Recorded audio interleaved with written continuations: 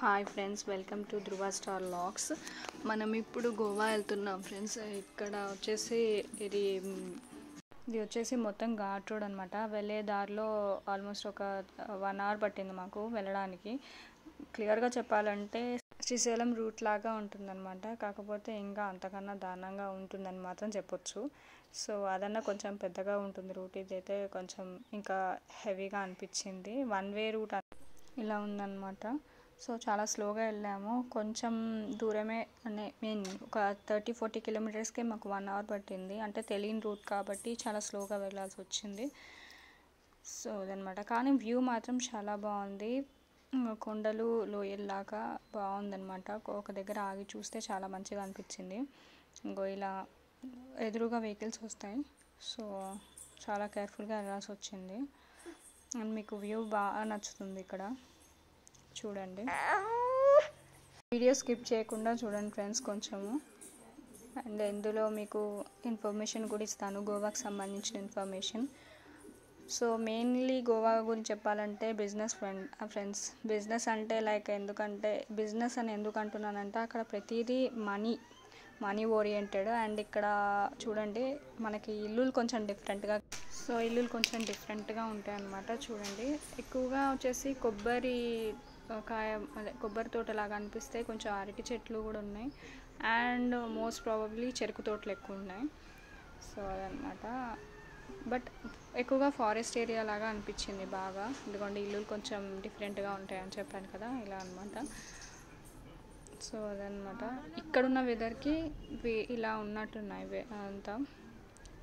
So కొంచెం heat ఎక్కువ ఇక్కడ గోవాలో చూడండి. అండ్ గోవా అంటే అమౌంట్ డబ్బులు అని ఎందుకంటే బిజినెస్ అని ఎందుకు అన్నాను అని అంటే ఇక్కడికి వచ్చిన ఇక్కడికి వచ్చే వాళ్ళు ఎక్కువగా ఫారినర్స్ ఉంటారు. ఫారినర్స్ ఎక్కువగా విజిట్ చేయడం వల్ల ఇక్కడ బిజినెస్ వాళ్ళకి పెద్ద బెనిఫిట్స్ అయిపోయాయి. సో వాళ్ళు ఏదైనా మనీ మైండెడ్ అంటే ఎక్కడైనా మనం ఏమంటారు బీచెస్లో ఎక్కడైనా మనం ఎక్కడైనా కూర్చోవాలన్నా ప్రతి దానికి అమౌంటే అనమాట.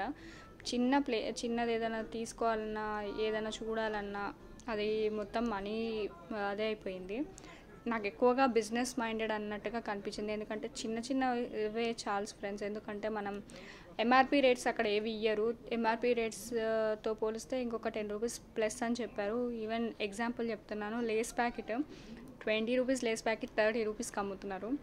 వాటర్ బాటిల్స్ అయినా అంతే. వాళ్ళు ఫస్టే నాకు ఒక అతను చెప్పేశాడు లిటరల్గా, ఎలా అంటే ఎంఆర్పి రేట్ కన్నా 10 రూపీస్ ఎక్కువ అని. సో ఈ ఒక్క విషయం చాలు అక్కడ ఎంత రేంజ్లో బిజినెస్ జరుగుతుంది అనేది. సో అదనమాట. చూడండి, కాకపోతే ఎంజాయ్ మాత్రం బాగా చేయొచ్చు. అండ్ వెదర్ అయితే బాగుంటుంది. ఇది వెళ్ళే దారి అనమాట. సో స్కిప్ చేయకుండా చూడండి. నేను అన్ని ఇన్ఫర్మేషన్స్ మాత్రం ఇస్తున్నాను ఈ వీడియోలో. అండ్ అలాగే మీకు వెళ్ళే రూట్ చూపిస్తున్నాను. అండ్ లాస్ట్లో బీచెస్ అవన్నీ కూడా చూపిస్తాను ఇదే వీడియోలో. ఇప్పుడు మేము బీచ్కి వెళ్తున్నాం. అంటే డైరెక్ట్గా అక్కడికే వెళ్తున్నాము ఈ వీడియోలో.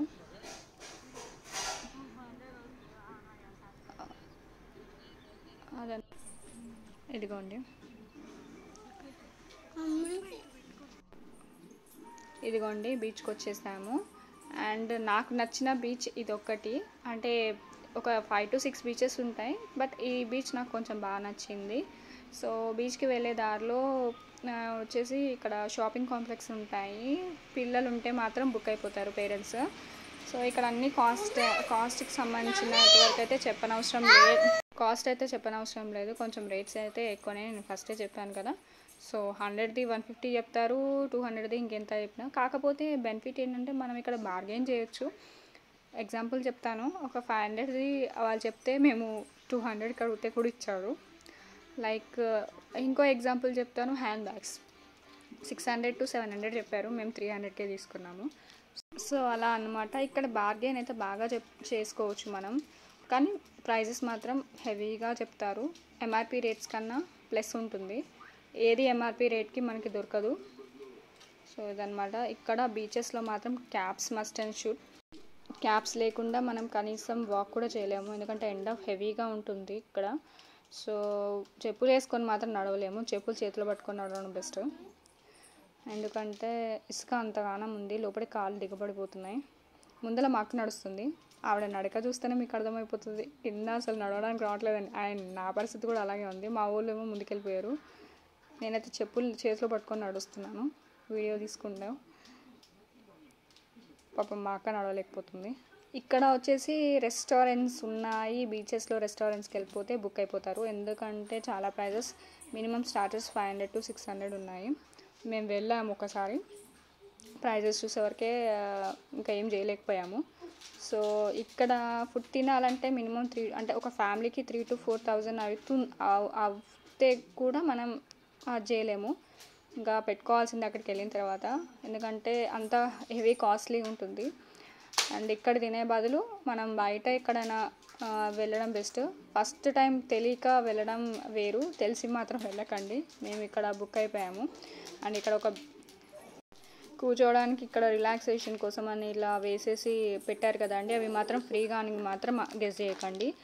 పర్ 1 అవర్కి 200 రూపీస్ ప్రైజ్ అనమాట, గంటకి 200 రూపాయలు అనమాట. సో వాళ్ళంతా ఛార్జ్ చేస్తున్నారు. నేను చెప్పాను కదండి, ఇక్కడ మెయిన్లీ ఏంటంటే పరిస్థితి, ఫారినర్స్ ఎక్కువ వస్తారండి, బిజినెస్ వాళ్ళకి అదొక బెనిఫిట్ అనమాట. సో వాళ్ళ అమౌంట్ గురించి ఆలోచించారు. 200-300 అనేది వాళ్ళకి పెద్ద లెక్కే కాదు. సో దానికోసమని ఇక్కడ వాళ్ళకి, ఈ బిజినెస్ వాళ్ళకి కూడా బాగా అదైపోయింది. సో 1 అవర్కి 200 అంటే మనకి ఎక్కువ అనిపిస్తుంది, బట్ వాళ్ళకి అలా కాదు కదా, వాళ్ళు డాలర్ కింద లెక్క వేసుకుంటారు.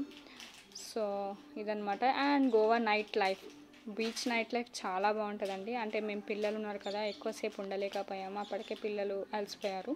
అంటే మార్నింగ్ నుండి లేము, కొద్దిసేపు రూమ్కి వెళ్ళి మళ్ళీ నైట్ 7 తర్వాత వచ్చాము, లైటింగ్స్ అవన్నీ చూద్దామని. చూడండి ఎంత బాగుందో. గోవాకి వెళ్ళిన వాళ్ళు మాత్రం కనీసం విజిట్ చేయండి, నైట్ లైఫ్ చాలా బాగుంటుంది. అంటే నైట్ లైఫ్ అంటే 7 to 8 o'clock వెళ్ళాం, మరీ మేము 12 తర్వాత ఏం వెళ్ళలేదు. సో అప్పటికే పిల్లలు లేట్ చేశారు. అండ్ బాయ్, నెక్స్ట్ వీడియో గోవాది అప్డేట్ చేస్తాను. Bye friends.